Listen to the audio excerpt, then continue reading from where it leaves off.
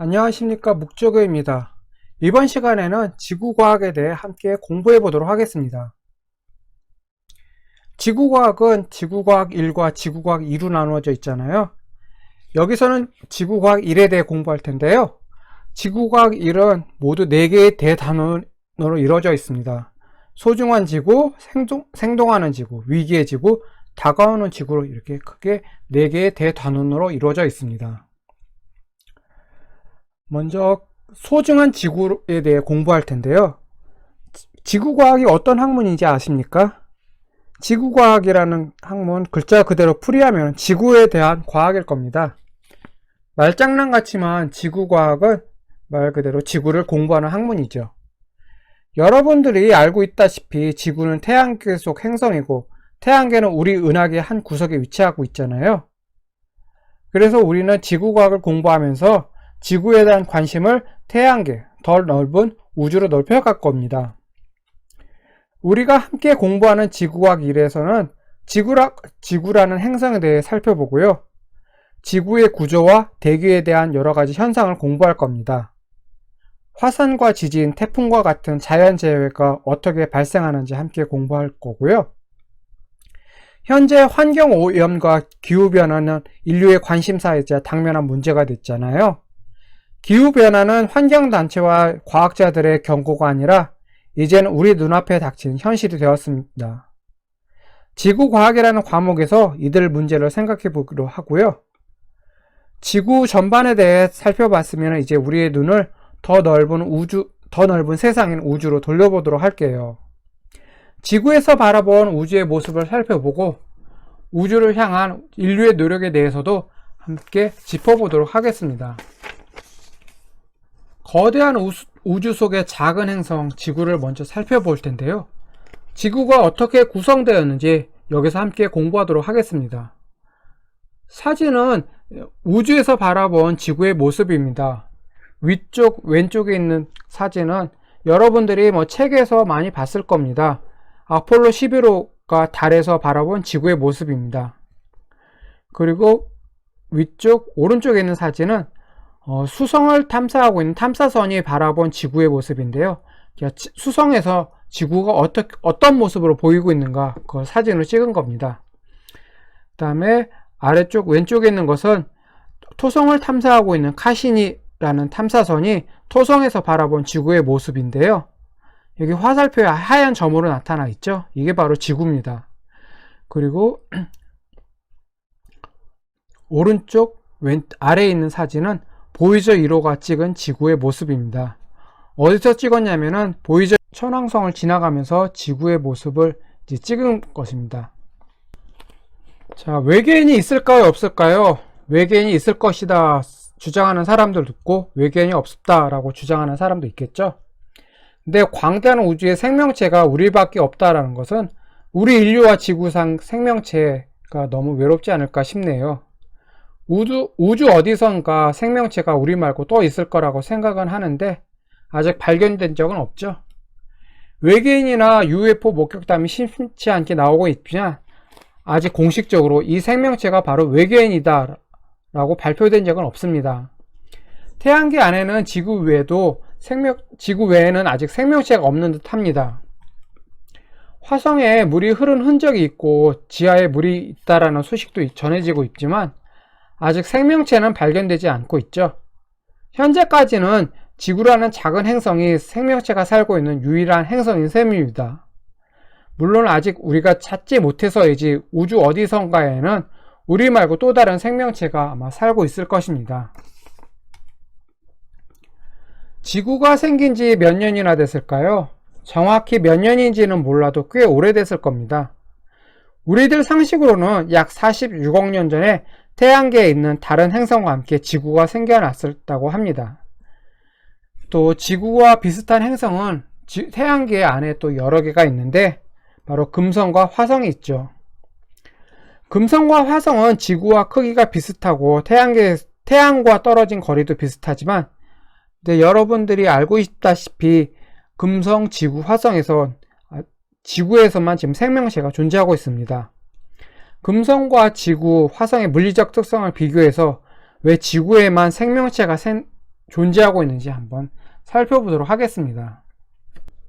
금성과 지구, 화성의 주요 물리적 특성을 표로 만들어 봤습니다.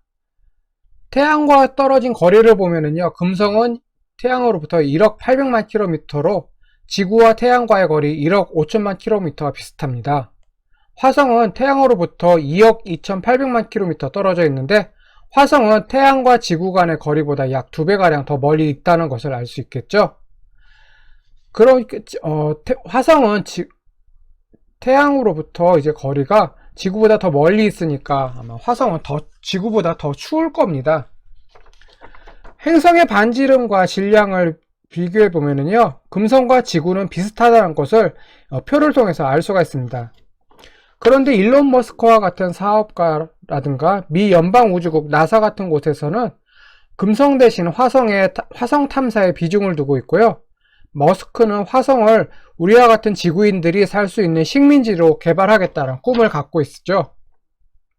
이는 화성이 금성보다 생명체가 살기가 조금 더 적합하기 때문이겠죠. 지구의 평균 온도는 15도씨로 생명체가 살기에 적합한데, 금성은 평균 온도가 480도로 지구의 평균 온도에 비해 크게 높습니다. 물이 끓기 시작하는 온도가 얼마죠? 여러분들 다 알고 있다시피 100도씨죠? 그 물이 끓는 온도를 생각하면은 금성이 생명체가 살기에 적합한지 아닌지 우리가 짐작해 볼 수 있을 겁니다. 화성은 평균 온도가 영하 63도씨로 생명체가 살기에는 좀 적합하지 않겠죠. 그런데 시베리아나 남극이 가장 추울 때 온도가 얼마예요? 한 영하 50도쯤 되거든요. 근데 남극에서는 펭귄이라든가 아니면 남극을 탐사하기 위해서 이제 과학자들이 거기서 살고 있죠. 그리고 시베리아에서도 우리 사람들이 살고 있습니다. 추우면은 영하 50도까지 내려가는 시베리아나 남극에서도 사람이 살고 있는 걸 생각하면은 화성의 평균 온도가 마이너스 63도씨로 생명체가 살기엔 적합하지 않지만, 그렇다고 해서 생명체가 전혀 살 수 없는 환경은 아닐 것 같습니다. 그리고 생명체가 살 수 있는 필수 조건으로서 뭐가 있죠? 물하고 산소죠. 금성에는 물이 없는 걸로 알려져 있고요. 화성에는 극지방이 얼음 형태로 아주 조금 있다고 알려져 있습니다. 그리고 최근에는 지하에 물이 있다는 증거를 발견했다고 이런 소식이 전해지고 있는데, 정말 화성에 이제 물이 있는지 없는지는 좀 더 지켜볼 일이겠습니다. 지구의 주요 대기 성분은 무엇이죠? 질소와 산소죠. 그 중에 대기 성분 대부분을 차지하고 있는 게 질소인데요. 질소는 대기 중에 약 78%를 차지하고 있고요. 산소는 약 18%입니다. 그에 비해서 금성과 화성은 CO2, 즉 이산화탄소가 대기의 주요 성분입니다. 생명체가 살려면 산소가 있어야 되는데 여기는 CO2, 즉 이산화탄소가 주요 성분이니까 조금 생명체가 살기에는 힘들겠네요. 그리고 금성의 대기압은 95기압이라고 나와 있죠. 지구의 대기압이 얼마죠? 친구 여러분들 알고 있듯이 1기압이죠.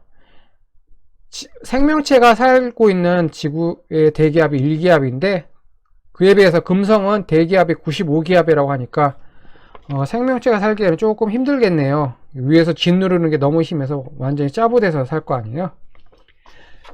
그에 비해서 화성은 대기압이 0.01기압입니다. 그리고 영화 감독 리들리 스콧이 연출하고요, 맷 데이먼이 출연했던 영화 마션, 그리고 우리나라에서는 일명 화성 삼시세끼라고 이렇게 별명이 붙은 영화 보셨어요? 영화에서는 맷 데이먼이 화성에서 홀로 고군분투하는 모습이 나오는데요. 화성이 태양에서 더 멀리 떨어져 있고 기온도 매우 낮긴 해도 인류가 살 수 있는 가능성이 그나마 높은 곳이기 때문에 아마 감독은 화성에서 이렇게 생명체가 사는 모습을 영화로 연출했을 것입니다.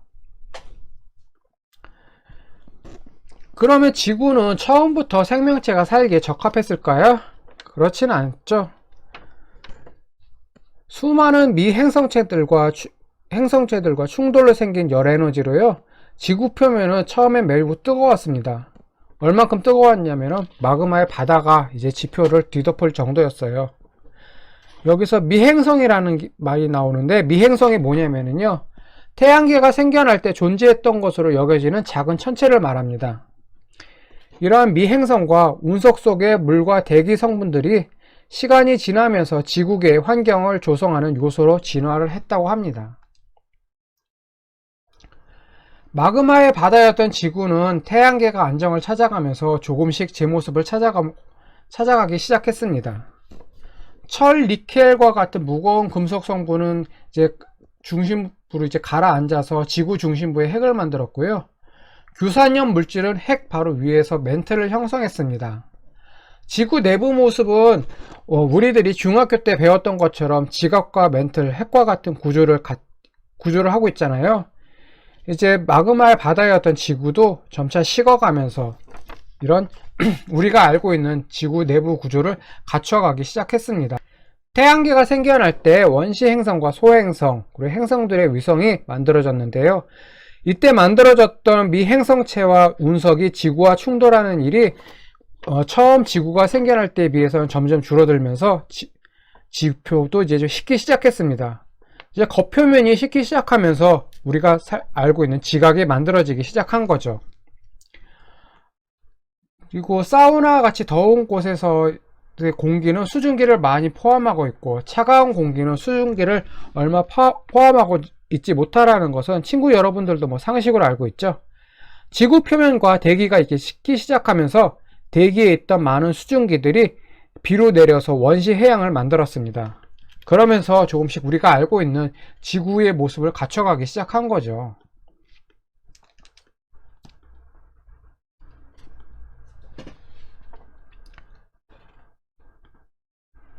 원시 지구는 아직 안정화되지 못했기 때문에 화산 활동이 활발히 일어났습니다. 화산 활동 덕분에 많은 양의 염화이온이 물속에 녹아 들어갔죠. 그 다음에 바닷물이 짜다는 거 여러분들 잘 알고 있죠. 바닷물이 왜 짜요? 바닷물에 소금 들어있기 때문이죠. 근데 소금을 화학식으로 쓰면은 NaCl로 씁니다. 또 이걸 뭐라고 읽죠? 염화나트륨이라고 하죠. 이 염화나트륨이 물에 녹으면은 어떻게 될까요? 중학교 시간과 아마 고등학교 화학 시간에 배웠을 겁니다. 나트륨 이온과 염화 이온으로 분리가 됩니다. 근데 저는요, 초등학교하고 중학교 과학 시간에 사람들이 책에서 염화나트륨 했는데, 저는 소금하고 염화나트륨이 같은 물질이라는 걸 몰랐어요. 전혀 다른 걸 줄 알았는데, 계속 배우다 보니까 염화나트륨이 바로 소금이더라고요. 예. 강물은요, 암석에 있던 광물질로 바다로 운반하는 역할을 했습니다. 그래서 강물 덕분에 바닷물에는 다양한 염류가 녹아있게 됐죠. 또 화산활동도 이 과거에 활발했는데, 화산활동 덕분에 수소, 수증기, 질소, 이산화탄소, 메테인, 암모니아 같은 기체가 지표면으로 배출되기 시작했습니다.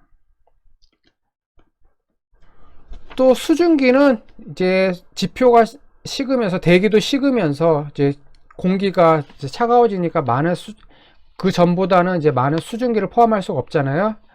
그래서 많은 수증기를 포함할 수 없으니까 여분의 수증기는 비가 돼서 이제 땅에 떨어져서 원시 해양을 형성하기 시작했습니다. 수증기가 아닌 나머지 기체들은 이제 대기에 남아서 또 원시 대기를 형성했고요. 태양계에는 어떤 행성이 있는지 여러분 아시죠? 또 순서대로 여러분 순서대로 어떤 행성이 있는지 알고 있을 겁니다. 그 순서를 외우려고 우리는 수금, 지화, 목토, 천해명 이란 말을 사용해서 행성 순서를 외웠잖아요. 태양계 행성들은 태양과 가까운 순서대로 이렇게 늘어놓은 게 바로 수금, 지화, 목토, 천해명입니다. 이 말을 보면은 금성은 수성 다음에 있고 지구 앞에 있는 행성이네요. 지구에 비해서는 태양과 가깝기 때문에 물론 수성보다는 멀지만 지구에 비해서는 태양과 가깝기 때문에 금성은 매우 뜨거울 겁니다. 여기 그림에서 보면은 이 금성이라는 행성은 굉장히 아름답게 보이는데, 이 모습과는 달리 여기는 굉장히 뜨겁습니다. 그래서 물이 너무 뜨겁기 때문에 물이 액체 상태로 존재하지 못하고 대기에는 이산화탄소가 매우 높은 농도로 존재합니다. 요즘 기후변화란 말을 함께 온실가스란 말도 쓰고 있잖아요. 근데 온실가스가 뭘까요? 대표적인 게 이산화탄소죠. 이산화탄소가 온실가스 중 하나입니다. 자, 이산화탄소에 의한 온실 효과 때문에 금성은 표면 온도가 조금 전에 말했듯이 470에서 480도까지에 이릅니다. 그래서 인간과 같은 생명체가 살기에는 조금 높잖아요. 물이 100도씨인데 100도씨보다 훨씬 높은 470도에서 480도니까요. 그래서 금성에는 생명체가 살기에는 적합하지 않다라고 사람들은 결론을 내렸습니다. 그럼 화성은 어떨까요? 화성의 크기를 보면은요, 화성은 지구 크기의 절반입니다. 그래서 반지름도 지구 반지름의 약 0.53배 정도 되고요. 그러니까 크기가 작으면 중력은 지구보다 클까요, 작을까요? 지구보다 작겠죠. 달 같은 경우 지구보다 작으니까 중력이 굉장히 약하잖아요. 그거 생각하면 될 거예요. 그리고 중력이 작으니까 기압도 낮을 겁니다. 아까 표에서 봤죠? 화성의 기압은 0.01 기압이라고. 기압이 낮으니까 기체 대부분이 이제 화성 주위에 머물지 못하고 다 우주로 날아갔습니다. 그래서 대기에는 극소량의 이산화탄소가 있고요. 물도 이제 지하에 얼음 형태로, 그리고 극지방에 또 얼음 형태로 조금 남아있다라고 우리는 과학자들은 추측하고 있습니다. 근데 생명체가 존재하기 위한 조건 가운데 하나가 바로 물인데, 화성에는 아직까지는 지금까지 연구로는 물이 거의 없고, 이제 극지방에 이게 얼음 형태로 남아있고, 또 지하에도 얼음 형태로 물이 조금 남아있다고 이렇게 지금은 추측하고 있죠. 이 부분에 대해서는 좀 더 이제 탐험과 연구가 필요할 겁니다. 여기 사진에서 보면은 윗부분에 하얀 거 있잖아요. 이게 바로 화성의 극지방이고요. 이 하얀 게 바로 이제 물이 얼음이라고 과학자들은 추측하고 있습니다. 자, 우주의 거리를 말할 때 미터나 킬로미터로 말하면 숫자가 너무 커지겠죠.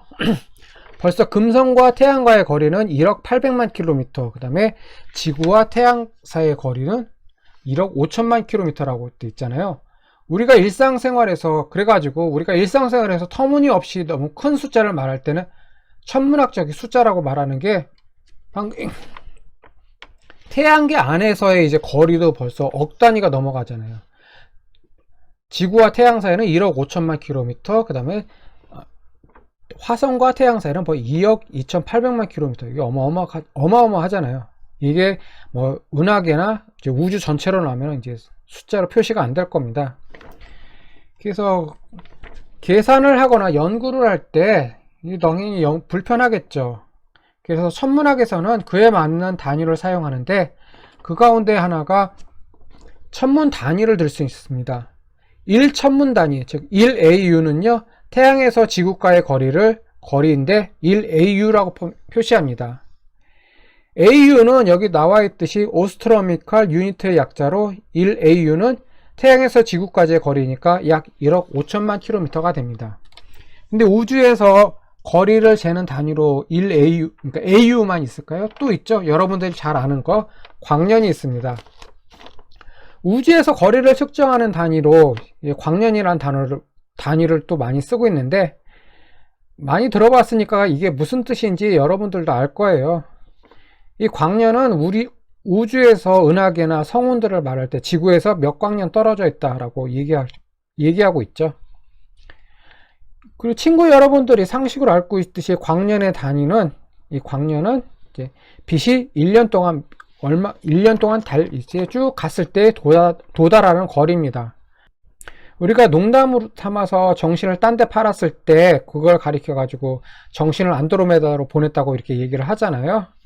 뭐 친구들은 이런 농담 안 하나 모르겠네요. 하여튼 정신을 안드로메다로 보냈다라고 했을 때, 이 안드로메다 은하는 지구에서 얼만큼 떨어져 있냐면은 킬로미터로 쓰면은 무지하게 크고요. 광년의 단위로 썼을 때도 200만 광년 정도 됩니다. 안드로메다 은하가 지구에서 굉장히 멀죠. 빛의 속도로도 200만 년 떨어진 곳에 있으니까, 그러니까 빛이 200만 년 쭉 달려야 겨우 안드로메다 은하에 다다를 수가 있는 거니까. 태양계에서 지구에만 생명체가 살 수 있는 이유는 우리가 금성과 화성에서 이해해서 봤듯이 지구가 태양으로부터 1AU, 즉 1억 5천만 킬로미터 떨어져 있기 때문입니다. 근데 지금 위치에서 5%만 더 가까이 있으면은 지상에 있던 물이 모두 끓어가지고 증발했을 거고요. 금성 생각하면 되겠습니다. 또 지구가 현재 위치에서 1억 5천만 킬로미터 이 위치에서 15%만 더 멀리 떨어져 있으면 지표상의 물이 모두 얼어서 생명체가 살 수 없을 겁니다. 그 화성 생각하면 되겠죠. 화성은 이제 대기압이 낮아서 그나마 있던 대기 성분이 다 날아가고 그랬지만 또 너무 멀어서 이제 물 같은 게 다 얼어 있어서 자연적인 상태에서는 생명체가 살 수가 없죠. 지구 궤도는 원 궤도일까요? 타원 궤도일까요? 타원 궤도죠. 이제 여러분들 상식으로 알고 있는 거죠. 근데 옛날에는 이거 지구 궤도가 원 궤도라고 생각을 했어요. 근데 이제 과학기술이 발달하면서 지구 공전 궤도는 타원이라고 알려졌습니다. 근데 타원이라고 해서 이게 눈에 확 띄는 타원이냐 하면 그게 아니라 원에 가까운 타원입니다. 그러니까 아주 오랜 옛날에는 지구 궤도가 원 궤도라고 이제 생각을 했겠죠. 그래서 원에 가까운 타원 궤도, 타원 궤도라고는 하지만 사실상 원 궤도라고 할 수 있는데 이런 점이 지구에 생명체가 존재할 수 있는 요인이 되어줬습니다. 20률이 큰 타원 궤도로 이제 지구가 공전을 했다면 태양과 가까웠을 때는 지구가 말 그대로 펄펄 끓었고 태양에서 멀어지면은 모든 생명체가 다 얼어버렸을 거 아니에요. 이제 끓었다 얼었다 하면은 이제 생명체가 제대로 살 수 있을까요? 최근 기후변화로 매우 더운 여름을 보내고 있는데 이 정도 더위는 거의 애교 수준일 겁니다. 그렇게 기다란 타원형일 때는. 그리고 이제 기후변화로 지금 여름은 매우 더워지고 겨울은 추워져서 겨울에 영하 20도까지 막 내려가고 하잖아요. 우리나라도. 영하 20도 추위도 이제 춥다고 하는데 이제 타원 궤도로 지구가 돌면서 지구가 아주 멀어지면은 영하 20도는 아무것도 아닐 겁니다. 지구에 생명체가 살 수 있게 된 그런 원인으로는 이제 태양로부터 알맞게 떨어진 거리, 즉 1억 5천만 킬로미터, 즉 1AU 만큼 떨어져 있는 것도 있고, 공전 궤도가 타원 궤도이긴 해도 원과 가까운 궤도라는 점이 이제 지구에 생명체가 살 수 있게 된 요인이었는데, 또 한 가지 들면은 달이라는 존재 덕분입니다. 달이 뭔지 알죠? 여기 떠 있는 거 여기 사진에도 있고요. 지구라는 행성에 달이 위성으로 이렇게 쭉 돌고 있잖아요. 근데 이 달의 존재가 지구에 영향을 끼치고 지구에 생명체가 사는데 도움을 주고 있다고 합니다. 어떤 점에서 이게 도움을 주고 있냐면 달의 인력에 의해서 조석 현상이 발생하기 때문이거든요. 조석 현상은 쉽게 말해서 밀물과 썰물입니다. 하루에 2번씩 바닷물이 상승하거나 하강하는 운동을 조석이라고 하고요. 조석 현상에 의해서 바닷물이 움직이는 것을 조류라고 합니다. 이것을 우리는 밀물과 썰물이라고 하죠. 물이 가득 차면 바닷물 쑥 들어오면 밀물, 바닷물 쭉 나가면 썰물이라고 하잖아요. 이런 밀물과 썰물에 의해서 바닷가에 다양한 생태계가 형성돼서 많은 생물이 번성할 수 있게 됐다고 합니다. 자, 지구는 똑바로 서 있을까요? 약간 기울어져 있을까요? 여기 그림 보면서 대번에 이제 이 그림만 보고서 답을 떠올리겠지만, 이거 아니더라도 친구 여러분들 상식으로 알고 있죠? 살짝 기울어져 있어요. 얼만큼 기울어져 있냐면은 23.5도 정도죠. 그래서 지구는 팽이처럼 똑바로 서서 자전하는 게 아니라 여기서처럼 약간 기울어져서 자전하고 있는데, 지구가 원형에 가까운 공전궤도를 따라서 태양 주위를 돌고 있지만 봄, 여름, 가을, 겨울이라는 사계절을 갖고 있잖아요. 이게 가능한 것은 지구 자전축이 여기 그림에서 보듯이 약간 기울어져서 태양빛을 강하게 받거나 또는 약하게 받아서 그에 따른 계절 변화가 생기기 때문입니다. 계절 변화는 다양한 생물들이 지구에서 번성할 수 있게 해주죠. 그리고 봄, 여름, 가을, 겨울이 있어서 또 거기에 맞춰서 생명체가 이렇게 살아갈 수 있게 하고요.